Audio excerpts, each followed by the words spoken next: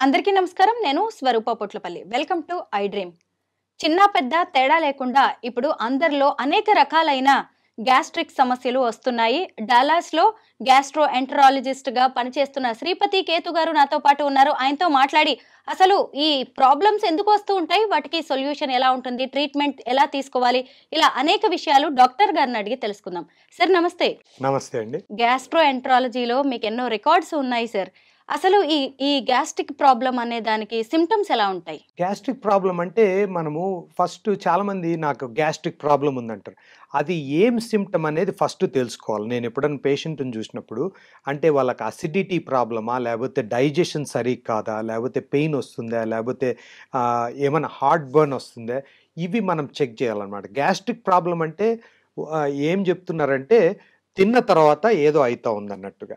అది ఏమనేది ప్రాపర్‌గా కనుక్కొని దాన్ని బట్టి ట్రీట్మెంట్ ఉంటుందన్నమాట. ఇప్పుడు కామన్‌గా గ్యాస్ట్రిక్ ప్రాబ్లమ్ ఏమంటే యాసిడ్ రిఫ్లక్స్ వల్ల గ్యాస్ట్రిక్ ప్రాబ్లమ్ అంటారు. అదేమైతుంది మనకు స్టమక్‌లో యాసిడ్ ప్రొడ్యూస్ అయితుంది. అది మనకు ఫుడ్‌ని డైజెస్ట్ చేయడానికి ఉపయోగపడుతుంది. కానీ ఆ యాసిడ్ ఎక్కువ మనకు ఇసాఫెగస్ అన్నవాహిక దగ్గరకు వచ్చిందనుకోండి, హార్ట్ బర్న్ వచ్చి అక్కడ డ్యామేజ్ ఈ ఇసాఫెగస్ డ్యామేజ్ అయితుందన్నమాట. దానివల్ల చాలామందికి ఆల్మోస్ట్ ఒకసారి చెస్ట్ పెయిన్ వచ్చి హార్ట్ అటాక్ ఏమో అని కూడా టెన్షన్ వస్తదన్నమాట.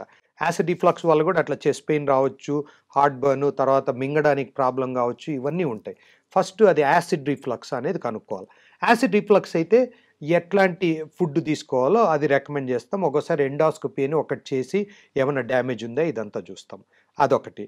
తర్వాత రెండోది గ్యాస్ట్రిక్ ప్రాబ్లమ్ అంటే చాలామందికి కడుపులో మంట, కడుపులో నొప్పి ఉండడము, తిన్నా తినకపోయినా ఉంటుంది. అది అల్సర్ వల్ల ఉండొచ్చు, లేకపోతే ఇంకేదన్నా గాల్ బ్లాడర్ ప్రాబ్లమ్ ఉండొచ్చు, ప్యాంక్రియాస్ ప్రాబ్లమ్ ఉండొచ్చు. ఇవన్నీ చూడాలన్నమాట. ఒక్కోసారి గ్యాస్ట్రిక్ ప్రాబ్లమ్ అంటే జస్ట్ గ్యాస్ ఉన్నా కానీ గ్యాస్ట్రిక్ ప్రాబ్లమ్ అంటాం. అదేమంటే మనం తిన్న ఫుడ్ ఏదైనా పడకుండా ఇప్పుడు పాల పదార్థాలు మిల్క్ ఎక్కువ తీసుకుంటే లాక్టోజ్ ఇంటాలరెన్స్ మనకి ఇండియన్స్‌లో చాలా కామన్‌గా ఉంటుంది. దానివల్ల కూడా కొంచెము అది కొంచెం అన్‌కంఫర్టబుల్‌గా ఫీల్ అయితే దానికి కూడా గ్యాస్ట్రిక్ ప్రాబ్లమ్ అంటారు. సో, గ్యాస్ట్రిక్ ప్రాబ్లమ్ అంటే ఏ సిమ్టమ్ అనే దాన్ని బట్టి మనం ప్రాపర్‌గా డయాగ్నోస్ చేసి ప్రాపర్ ట్రీట్మెంట్ ఇస్తాము. సార్ పసిపిల్లలు అప్పుడే పుట్టిన వాళ్ళలో గూడా ఇలాంటి గ్యాస్ట్రిక్ ప్రాబ్లమ్స్ మనం అవును. చూస్తూ ఉంటాం. ఆ పాలు గూడా తల్లి పాలు గూడా అవును. అరక్క, తేన్పులు లాంటివి పిల్లలకి అవును. వస్తూ ఉంటాయి. అవును. అలాగే పెద్దవాళ్ళలో ఒక రకంగా ఉంటాయి. అలాగే వృద్ధుల్లో ఇంకో రకంగా అవును. ఉంటాయి కదా! దీనికి పర్టిక్యులర్‌గా రీజన్స్ ఏముంటాయి సార్? ఇప్పుడు చిన్న పిల్లల్లో యాసిడ్ రిఫ్లక్స్ చాలా కామన్. అందుకోసము ఎస్పెషల్లీ పుట్టిన పిల్లలకు ఒకటి యాసిడ్ బాగా ఎక్కువొచ్చేస్తుంది. అక్కడ ఒక చిన్న వాల్వ్ లాగుంటుంది. స్ఫింక్టర్ అంటాం. అది లూజ్‌గుండి చిన్న పిల్లల్లో చాలామందికి యాసిడ్ రిఫ్లక్స్ వచ్చి మనం ఫీడ్ చేస్తానే అంత వామిటింగ్ చేసుకొని అదంతా చేస్తారు. కాబట్టి యాసిడ్ రిఫ్లక్స్ ఉండే పాసిబిలిటీ ఉంది. ఇంకోటేమంటే ఒకసారి మిల్క్ పడకుండా మిల్క్ అలర్జీ ఇట్లున్నా గాని వస్తది. ఆరు ఇంకోటి ఏదైనా కడుపులో ఏదైనా ప్రాబ్లమ్ ఉన్నా గ్యాస్ ఫార్మ్ అయ్యి అప్పుడు దానివల్ల వామిటింగు ఇదంతా తేన్పులొచ్చేది ఇదంతా ఉంటుంది చిన్న పిల్లల్లో. ఇప్పుడు అడల్ట్స్ కానీ ఓల్డ్ పీపుల్‌లో వేరే ప్రాబ్లమ్స్ ఉండొచ్చు. Acid reflux still very common అనమాట.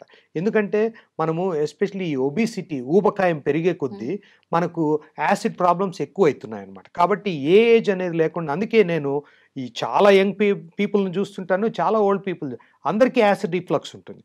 ఎందుకంటే బరువు పెరగడం ఒకటి, మన ఆహార అలవాట్లు మారినాయి, లైఫ్ స్టైల్ మారింది. మనం లేట్‌గా తింటున్నాము, లేట్‌గా పడుకుంటున్నాము, నిద్ర ఉండదు, స్ట్రెస్ ఎక్కువ ఉంటుంది. మనం ఆయిలీ ఫుడ్స్ ఎక్కువ తింటాము. దీన్ని అంతటితో చాలా మటుకు గ్యాస్ట్రోఇంటెస్టైనల్ డైజెస్టివ్ ప్రాబ్లమ్స్ ఉంటాయి. Acid reflux one of the common symptoms అన్నమాట. Okay sir. అయితే ఇప్పుడు ఎక్కువగా ఈ గ్యాస్ట్రిక్ ప్రాబ్లమ్, ఈ అసిడిటీ వల్ల మన బాడీలో ఎఫెక్ట్ అయ్యే ఆర్గాన్స్ ఏంటి? మెయిన్‌గా ఇసాఫెగస్. యాసిడ్ రిఫ్లక్స్ రావడం వల్ల ఇప్పుడు ఇసాఫెగస్‌లో మనకు ప్రతి ఆర్గన్‌కు లైనింగ్ అనేది ఉంటుందన్నమాట. ఇప్పుడు మనకు వాల్ ఎట్లుందో అట్లనే దానికి గూడా ఒక వాల్ ఉంటుంది. అది oesophagus wall is different from stomach wall అన్నమాట. స్టమక్‌లో ఎంత యాసిడ్ ఉన్నా స్టమక్ లైనింగ్ డ్యామేజ్ కాదు. ఎందుకంటే దేవుడు అట్లా క్రియేట్ చేసాడన్నమాట. స్టమక్ లైనింగు అది యాసిడ్ క్యారీ చేస్తుంది కాబట్టి అది యాసిడ్‌ను విత్‌స్టాండ్ చేయడానికి ఉపయోగపడుతుంది. ఇప్పుడు యాసిడ్ మన గ్యాస్ట్రిక్ యాసిడ్ పీహెచ్ చాలా లో ఉంటుంది. అంటే చాలా అసిడిక్. మనం మెటల్ పెట్టినా అది కరిగేంత యాసిడ్ ఉంటుంది. అయినా మన స్టమక్ లైనింగ్ ఏం కరగకుండా డ్యామేజ్ కాకుండా ఉంటుంది. కానీ అదే యాసిడ్ ఇసాఫెగస్‌కొస్తే ఇసాఫెగస్ వాల్ ఈస్ డిఫరెంట్ అనమాట. ఆ లైనింగే డిఫరెంట్‌గా ఉంటుంది. అది తట్టుకోలేదు. అందుకు మెయిన్ ఆర్గన్ ఏది ఎఫెక్ట్ అవుతుంది, యాసిడ్ రిఫ్లక్స్ వచ్చినప్పుడు ఇసాఫిగస్ లైనింగ్ బాగా డ్యామేజ్ అయిపోయి ఇట్లా బర్న్ లాగా వచ్చి కాలిపోయి యాసిడ్తో దాంతో డ్యామేజ్ వస్తుంది. అది ఎక్కువ ఏళ్ళు అట్లే యాసిడ్ రిఫ్లక్స్ ఉందంటే ఒక్కోసారి ఇసాఫిగస్ క్యాన్సర్ కూడా వచ్చే పాసిబిలిటీ ఉందన్నమాట. లివర్ కూడా ఎక్కువగా ఎఫెక్ట్ అవుతుంది అంటారు సార్ గ్యాస్ట్రిక్ ప్రాబ్లం వల్ల? అంటే డైరెక్ట్‌గా లేదు గానీ, liver is also digestive organ. So, మనకు ఏదన్నా డైజెస్టివ్ ఇష్యూ ఉన్నా లివర్ ఎఫెక్ట్ అయితుంది. లివర్ వల్ల డైజెస్టివ్ ఇష్యూస్ ఉంటాయి. కానీ ఆ లివర్ ఎందుకుందంటే అది ఇట్ హెల్ప్స్ ద డైజెషన్ అనమాట. అంటే లివర్‌కి చాలా ఫంక్షన్స్ ఉన్నాయి. ఒకటి డైజెస్టివ్ ఇష్యూ వచ్చేటప్పటికి బైల్ అనేది ప్రొడ్యూస్ అయితుంది లివర్‌లో. ఆ బైల్ మనం తిన్న ఫ్యాట్స్‌ను వాటినన్నిటిని బ్రేక్ డౌన్ చేసి అది డైజెస్ట్ అయ్యి మనకు అబ్జార్ప్షన్ ఇదంతా హెల్ప్ చేస్తుంది. అది one of the main functions of liver. So, అట్లుంటుంది కాబట్టి ఏమాత్రం తేడా వచ్చినా డైజెషన్ ప్రాబ్లమ్ కావచ్చు, ఇదంతా ఉంటుందన్నమాట. ఈ గ్యాస్ట్రిక్ ప్రాబ్లం ఎంత ప్రాణాంతకమైంది అంటే ఒక్కోసారి పెద్ద పేగు క్యాన్సర్, చిన్న పేగు క్యాన్సర్, అలాగే లివర్ క్యాన్సర్ వరకు కూడా దారితీసే ప్రమాదం ఉంది అంటారు. నిజమేనా సార్? అంటే గ్యాస్ట్రిక్ ప్రాబ్లం అంటే లివర్ క్యాన్సర్ అయితే కాజ్ చేయదు కానీ డ్యామేజ్ అవ్వడం. డ్యామేజ్ అయ్యే ఛాన్స్ ఉంది. కోలన్ క్యాన్సర్ వచ్చే ఛాన్స్ ఉంది. అంటే గ్యాస్ట్రిక్ ప్రాబ్లం అంటే ఇప్పుడు అసిడిటీ వల్ల రాదు. అసిడిటీ వల్ల జస్ట్ ఇది యాసిడ్ రిఫ్లక్స్, ఇసాఫగస్ డ్యామేజ్ ఉంటుంది. అదే మెయిన్‌గా. ఇప్పుడు పెద్ద పేగు, చిన్న పేగు క్యాన్సరు అసిడిటీ వల్ల, గ్యాస్ట్రిక్ ప్రాబ్లం వల్ల రాదు. మెయిన్‌గా ఇసాఫగసే ఎఫెక్ట్ అవుతుంది. మన గట్ హెల్త్ బాగుండాలంటే ఎలాంటి జాగ్రత్తలు తీసుకోవాలి సార్? ఒకటి డయట్ మార్చుకోవాలి. డయట్ మార్చుకోకుండా ఏం చేసినా వేస్ట్. ఇప్పుడు మన proper traditional Indian food best అనమాట. ఇప్పుడు మనం తినే పప్పు, అన్నము, పెరుగన్నం కానీ, పెరుగులో ప్రోబయాటిక్స్ ఉంటాయి, మజ్జిగ, ఇవన్నీ చాలా ఉపయోగపడతాయి. ఆకుకూరలు, కూరగాయలు, ఫ్రూట్స్ ఇవి బాగా తీసుకోవాలి. ఈ చికెన్లు, మటన్లు ఇవి డెఫినెట్‌గా తగ్గియాలా. వీలైనంత వరకు తగ్గిస్తే బెటరు. ఎగ్ మంచిదే, ప్రోటీన్ వస్తది. కానీ plant based diet is the best diet అనమాట. ఆ కూరగాయలు బాగా తినడము ఎవ్రీడే తినాలా. నేను మామూలుగా ఎట్లా చెప్తానంటే plate should look like rainbow. అంటే అన్ని కలర్స్ ఉండాలన్నమాట. మనము అంటే ఇప్పుడు టొమాటోస్ కానీ, ఇప్పుడు క్యారెట్లు కానీ ఇట్లా దాంతోనే ఈ కలర్ వస్తుంది. ఆకుకూరలతో గ్రీన్ వస్తుంది. రెయిన్బో ఆఫ్ కలర్స్ అంటే అన్ని కలర్స్ ఉంటేనే, ఎన్ని కలర్స్ ఉన్నాయంటే అంత బెనిఫిట్ ఉన్నట్టు. అందుకు plate should look like rainbow అంటాం. అది మనం తీసుకోవడం వల్ల గట్ హెల్త్‌కి చాలా ఉపయోగపడుతుంది. రెండోది ప్రాసెస్డ్ ఫుడ్స్ అంటే మనము ప్రిజర్వేటివ్స్ ఉన్న ఫుడ్స్ బాగా తగ్గించుకోవాలి. ఇప్పుడు మనము మ్యాగీ నూడిల్స్ ఉంటాయి, లేకపోతే బ్రెడ్డో, కేకో ఉంటుంది, ఐస్ క్రీమ్ ఉంటాయి. ఇవన్నీ హైలీ ప్రాసెస్డ్ అనమాట. దాంట్లో చాలా ప్రిజర్వేటివ్స్ ఇవన్నీ ఉంటాయి. దాంతో గట్ బ్యాక్టీరియా దెబ్బతిని మన గట్ హెల్త్ పాడవడం వల్ల, గట్ హెల్త్ పాడైందంటే దానివల్ల బాడీలో ఇన్ఫ్లమేషన్ వచ్చి డయాబెటీస్ రావచ్చు, హార్ట్ డిసీజ్ రావచ్చు, ఆల్జైమర్స్, డిమెన్షియా రావచ్చు. ఇట్లా చాలా బ్యాడ్ ఎఫెక్ట్స్ ఉంటాయన్నమాట. అదంతా ఎక్కడ స్టార్ట్ అవుతుంది? గట్లో ఆ మైక్రోబయోమ్ అంటే ఆ బ్యాక్టీరియా కాంపోజిషన్ను బట్టి తేడా వస్తుంది. అది ఎట్లా ఫిక్స్ చేయాలా? ప్రాపర్ డయట్, అవాయిడింగ్ ఇవన్నీ అనమాట. తర్వాత ఎక్సర్సైజు, స్ట్రెస్ మేనేజ్మెంట్ ఇవన్నీ చాలా ఇంపార్టెంట్ అనమాట. ఇవన్నీ చేస్తే గట్ హెల్త్ బాగుంటుంది. ఏం ప్రాబ్లమ్స్ ఉండవు. Prevention is better than cure అన్నట్టుగా మనం ప్రాబ్లం వచ్చేంత వరకు వెయిట్ చేసి అప్పుడు చేస్తే it's not too late but it is late. So, అందుకే అవన్నీ రాకుండా చూసుకోవాలంటే మనం చిన్నప్పటి నుండి ఈ అలవాట్లు మన పిల్లోళ్ళకి నేర్పించి చేసుకుంటే ఎక్సర్సైజ్ అలవాటు చేయడము, ప్రాపర్‌గా తినడము, హెల్తీ డయట్ అలవాటు చేయడము, అది హెల్తీ డయట్ మీద ఇంట్రెస్ట్ కలిగించేటట్లు చేయాలి. ఎందుకంటే ఇప్పుడు స్వీట్ తింటే ఎవరికైనా హ్యాపీగా ఉంటుంది. But sweet is an addiction అనమాట. అది ఏదైనా మోడరేట్‌గా అన్నీ తినొచ్చు. నేనేం స్వీట్లు తినొద్దని చెప్పడంలే. కానీ ఏదైనా ఒక లిమిట్‌లో ఉండాలి. రోజు స్వీట్లు తిని ఫైబరు, వెజిటబుల్స్ తినలేదనుకోండి, అయితే ఇట్స్ వెరీ బ్యాడ్. బట్ రోజు హెల్తీగా తింటే ఎప్పుడో స్వీటో, ఐస్ క్రీమో తింటే అదేం ప్రాబ్లంలే. అది ఎట్లా బ్యాలెన్స్ చేయాలా అవన్నీ కూడా మనం ఎడ్యుకేట్ చేసి పిల్లలకు చేస్తే చాలా ఉపయోగం ఉంటుంది. మీరు 3 డికేడ్స్ నుంచి అమెరికాలో ఉంటున్నారు. అక్కడ లైఫ్ స్టైల్ ఎలా ఉంటుందో మీకు బాగా తెలుసు. అక్కడ ఎక్కువ ప్రిజర్వేటివ్స్ ఉంటాయి. స్టోర్డ్ ఫుడ్ వాళ్ళు వాడుతూ ఉంటారు. కానీ మన ఇండియాకి వచ్చేసరికి మన లైఫ్ స్టైల్ కూడా అంతా మారిపోయింది సార్. ఇప్పుడు ఈవెన్ విలేజెస్ లో కూడా కనీసం ఇంట్లో గేదె పాలు, ఆవు పాలు ఉండట్లే. అందరూ ప్యాకేజ్డ్ ఆ పాలే వాడుతున్నారు అసలు.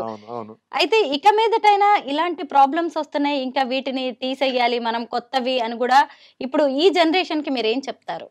అది ఎడ్యుకేషన్ మెయిన్‌గా అదే. అంటే దీని బ్యాడ్ ఎఫెక్ట్స్ చాలా బ్యాడ్ ఎఫెక్ట్స్ ఉన్నాయి ఈ డయట్ వల్ల. ఇది మన చేతుల్లో ఉండే ప్రాబ్లమ్ అన్నమాట. ముఖ్యంగా సార్ మన దగ్గర స్విగ్గీ, జొమాటో బాగా అవును. పెరిగిపోయాయి. ఆన్‌లైన్ ఆర్డర్స్ అసలు. అవును. ఈ రోజుల్లో బిర్యానీలు, ఎవరు బర్గర్‌లు అంతే. వంటలు చేయట్లేదు సార్. అవును. అవును. ఒకవేళ కూరగాయలు తెచ్చుకున్నా వారం 10 రోజులు అవే అవును. ఫ్రిడ్జ్‌లో పెట్టుకొని వండుకోవడం. అవును. పోనీ ఆ కూరగాయలు ఏమైనా అవును. బావుంటున్నాయా? అంతా కెమికల్స్, పొల్యూషన్, తాగే అవును. వాటర్ పొల్యూట్ అవును. అయిపోతుంది. ఎలా సార్? మనం బయట ఆర్డర్ చేస్తే దాంట్లో ఆయిల్ ఎక్కువుంటుంది, ఉప్పు ఎక్కువుంటుంది, సాల్ట్ ఎక్కువే ఉంటది. అదేదైనా స్వీట్ అయితే చాలా స్వీట్‌గా, చాలా రిచ్‌గా బటరు అవన్నీ ఏసి చేస్తారు. It's really bad for health. So, Swiggy, Zomato is not the problem. It is we are the problem. మనము మన లైఫ్ స్టైల్, మన పద్ధతులు మార్చుకోవాలి. అంటే బిజీగుండి స్విగ్గీ, జొమాటో ఆర్డర్ చేస్తే తప్పు లేదు. కానీ ఏం ఆర్డర్ చేస్తున్నాడనేది మన చేతుల్లో ఉంటుంది. టైం లేక ఆర్డర్ చేసుకోవడం తప్పు లేదు గానీ, మనము హెల్తీ ఫుడ్స్ కూడా ఆర్డర్ చేసుకోవచ్చు. ఏదైనా ఆర్డర్ చేసుకోవచ్చు గదా! మనది అది మారాలా?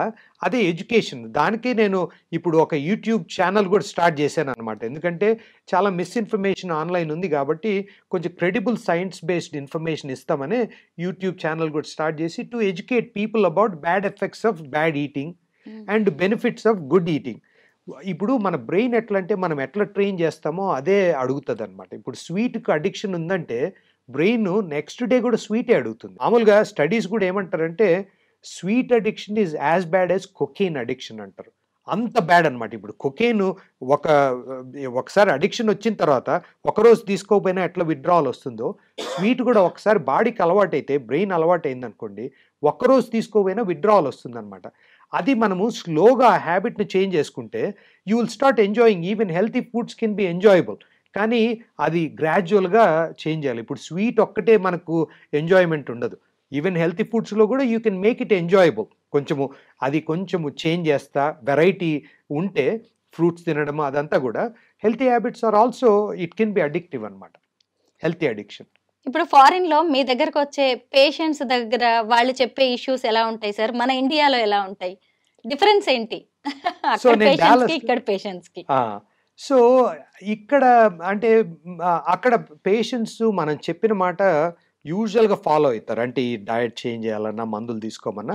అంటే అన్ని చోట్ల అన్ని రకాలోళ్ళుంటారు. కాబట్టి జనరలైజ్ చేయకూడదు. ఇండియా బ్యాడు, యూఎస్ ఏదో బెటర్ అని ఏం కాదు. హ్మ్. పీపుల్ బిహేవియర్ ఎక్కడైనా ఒకటే ఉంటుంది. కానీ అక్కడ కొంచెం రూల్స్ ఫాలో అయ్యే నేచర్ ఉంటుంది కాబట్టి యూఎస్‌లో మనం చెప్పినవి కొంచెం ఫాలో కావడానికి ట్రై చేస్తారు. ఇండియాలో నేను అంటే ఇప్పుడు అక్కడ ఇండియన్ పేషెంట్స్‌ని కూడా చూస్తా గదా! ఇండియన్ పేషెంట్స్ జనరల్‌గా వెల్ ఎడ్యుకేటెడ్ పేషెంట్స్‌ని చూస్తాను. వాళ్ళు they go on the internet, they research, they have their own opinion, they have their own way of approaching things. ఒకసారి మనం చెప్పినవన్నీ ఫాలో కాకపోవచ్చు. ఆరు మనం ఏదన్నా ఒకటి చెప్తే ఇంకో మాట చెప్పు అన్నట్టుగా ఉంటుందన్నమాట. అంటే ఇంకేం చేయొచ్చు? అమెరికన్స్ ఎట్లంటే కొంచెము క్వెషన్ చేయకుండా ఫాలో అయితారు జనరల్‌గా. అన్‌లెస్ ఏదన్నా కొంచెం ఆడ్‌గా అనిపిస్తే తప్ప యూజువల్ క్వెషన్ చేయరు. అది డిఫరెన్స్. బట్ మెయిన్‌గా ఎక్కడైనా మనము టైమ్ స్పెండ్ చేయాలి. ఇక్కడ ఇండియాలో ఒక ప్రాబ్లమ్ ఏమంటే పేషెంట్ ప్రాబ్లమ్ కంటే డాక్టర్ ప్రాబ్లమ్ కూడా ఉంది. డాక్టర్ ఎక్కువ టైమ్ స్పెండ్ చేయరు. 2, 3 మినిట్సే స్పెండ్ చేస్తారు. అందుకు వాళ్ళకు బ్రెయిన్‌లో అది అతుక్కోదు. మనం ఏదైనా చెప్తే ఎందుకంటే doctor they don't have any time here. So, అందుకు చూస్తానే మందులు రాసిచ్చి పంపించేస్తారు. ఎందుకంటే టైం లేదు. అవి డాక్టరు మనకు ఇట్లా లైఫ్ స్టైల్ చేంజ్ చేయాలా, ఎక్సర్సైజ్ చేయాలా, కొంచెం టైమ్ స్పెండ్ చేసి చెప్పడం వల్ల యూఎస్‌లో ఎందుకు ఫాలో అయితారంటే అదేదో అదే చెప్పినట్టు అమెరికన్స్ బెటర్ అని కాదు. నేను చూసే పేషెంట్లు 99% అమెరికన్సే. కానీ అక్కడ మోర్ టైమ్ స్పెండ్ చేస్తాం కాబట్టి వాళ్ళు ఫాలో అయ్యే ఛాన్స్ కూడా ఎక్కువ ఉంటుందన్నమాట. ఈ గ్యాస్ట్రిక్, అసిడిటీ ప్రాబ్లమ్స్ అనేవి మనం తినే ఫుడ్ వల్ల ఎక్కువగా వస్తూ ఉంటాయి. డెఫినెట్‌గా. ఇంతకుముందు మన ఇంట్లో ఎవరికైనా కడుపు నొప్పి వచ్చిందన్నా, కడుపు ఉబ్బరంగా ఉందన్నా మన పెద్దవాళ్ళు వాము తీసుకోండి, ఇంగువ అవును. మింగండి అని చెప్పేవాళ్ళు. అవునవును. అంటే మన వంటిల్లే ఒక పెద్ద ప్రయోగశాల. అవును. అదే కరెక్ట్. పెద్ద హాస్పిటల్ గూడా మన ఇంట్లో కరెక్ట్. మనకే. యాహ్! ఇంకా ఏం చేయొచ్చంటే సార్ మన వంటగది నుంచి, మన ఇంట్లోంచే వంటింటి చిట్కాలు ఏముంటాయి? అవును. అది యాక్చువల్‌గా మీరు చెప్పింది మంచి point. It's called food as medicine అంటాం. అంటే మనం ప్రాపర్‌గా ఫుడ్ తీసుకోవడం వల్ల మెడిసిన్ తీసుకునే అవసరం రాదనమాట. మనకిప్పుడు అందుకే pantry is our best bet అనమాట. మన కిచెన్‌లోనే అన్ని యూజ్‌ఫుల్ ఫుడ్స్ అన్నీ ఉన్నాయి. మనం ఐడెంటిఫై చేసి అవి ప్రాపర్‌గా యూజ్ చేస్తే ఇప్పుడు మన ట్రెడిషనల్ ఇండియన్ ఫుడ్డే ఉంది. మనము ప్రాపర్‌గా ఇప్పుడు ఏదో కూరలు, పప్పు గాని, సాంబార్ గాని ఇవన్నీ చాలా బెనిఫిట్స్ ఉన్నాయి. సో, అవి ప్రాపర్‌గా చేసుకోకుండా మనం ఎక్కువ ఆయిలీ ఫుడ్స్ అవి తీసుకోవడం వల్ల గ్యాస్ట్రిక్ ప్రాబ్లం, యాసిడ్ రిఫ్లక్స్ అది అనుకున్నాం కదా. ఎక్కువ ఫ్యాట్ ఉంటే యాసిడ్ రిఫ్లక్స్ వస్తుంది, షుగర్ ఎక్కువైనా యాసిడ్ రిఫ్లక్స్ వస్తుంది.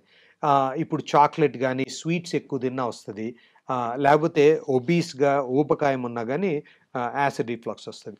సో బరువు తగ్గి ప్రాపర్గా తింటే చాలా మటుకు గ్యాస్ట్రిక్ ప్రాబ్లమ్స్ తగ్గుతాయి.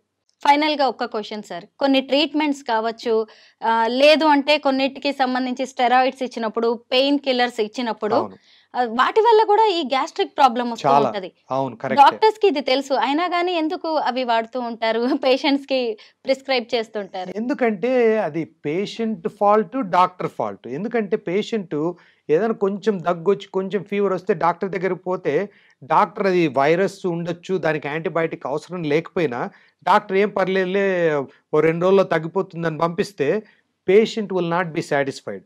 అంత డబ్బులు కట్టి పేషెంట్ కన్సల్టేషన్ అంతా పెట్టి ఏం అవసరం లేదు ఓ 2 రోజులు వెయిట్ చేయమంటే patient will not be happy. పేషెంటే ఎక్స్పెక్ట్ చేస్తారు ఏదో ఒక ప్రిస్క్రిప్షన్, డాక్టర్ ఏమి ప్రిస్క్రిప్షన్ ఇవ్వాల్సి వస్తుంది. సో డాక్టర్ కూడా యాంటీబయాటిక్ ఏదో ఒకటి రాస్తారు. యాంటీబయాటిక్తో ఎన్నో నష్టాలు ఉన్నాయి. చాలా మటుకు ఇన్ఫెక్షన్లు, వైరల్ ఇన్ఫెక్షన్స్ ఉంటాయి, యాంటీబయాటిక్ దానికి అవసరం లేదు, పనిచేయదు. అది యాంటీబయాటిక్ అనేది బ్యాక్టీరియల్ ఇన్ఫెక్షన్ ఉంటే పనిచేస్తుంది, వైరస్ ఉంటే పనిచేయదు. ఇప్పుడు మనకున్న వైరల్ ఇన్ఫెక్షన్లకు కూడా కొంచెం సోర్ త్రోటో, కొంచెం కాఫో, జలుబో ఏదో చేస్తే డాక్టర్ దగ్గరికి వెళ్తే పేషెంట్ ఎక్స్పెక్ట్ చేస్తారు కాబట్టి డాక్టర్ కూడా ఇస్తాడు. డాక్టరు వద్దని కన్విన్స్ చేయొచ్చు, బట్ డాక్టర్కు ఈజీ థింగ్ ఏమి, కన్విన్స్ చేయడానికి 5 minutes పడుతుంది, ప్రిస్క్రిప్షన్ రాయడానికి 1 minute పడుతుంది. ఏది బెస్ట్? ప్రిస్క్రిప్షన్ రాసి పంపించేస్తారు, తొందరగా అయిపోతుంది. అది యాంటీబయాటిక్ తీసుకోవడం వల్ల there are so many bad effects. ఇప్పుడు మనం గట్ మైక్రోబయోమ్ ఇది మాట్లాడుతుంటాము, ఇది good bacteria, bad bacteria.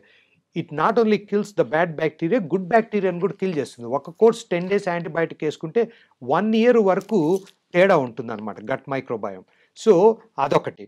Steroids మీరు చెప్పినట్టు స్టెరాయిడ్ కూడా చాలా డ్యామేజ్, లైనింగ్ డ్యామేజ్ చేస్తుంది, మైక్రోబయోమ్ డ్యామేజ్ చేస్తుంది, వెయిట్ గెయిన్ అయ్యే ఛాన్స్ ఉంది, ఇవన్నీ ప్రాబ్లం ఉన్నాయి.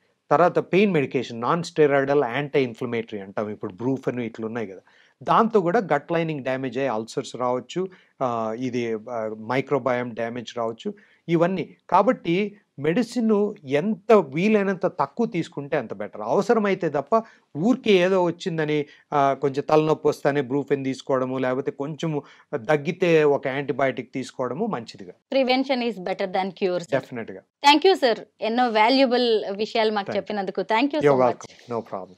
Thank you. And for more videos, please subscribe to iDream. Please subscribe to iDream. Please subscribe iDream. And please subscribe to iDream. For more videos, subscribe to iDream. please like, share and subscribe to the channel. Congratulations, iDream. Subscribe to iDream. Subscribe to iDream. So subscribe to iDream Media. iDream ki iDream team andarki huge congratulations. Please subscribe iDream Media. Please subscribe to iDream. Subscribe iDream. Please subscribe to iDream. iDream అంటే నా కళల channel subscribe చేసుకున్న నోరు తిరుగుతలేదు, మీరైతే గంట గుర్తు కొట్టండి. For more such videos, please subscribe to iDream. Subscribe to iDream. Please subscribe to iDream. Please subscribe iDream Media. Please do subscribe to iDream. Please subscribe to iDream Media. For best entertainment and information, please subscribe iDream. And don't forget to subscribe to iDream.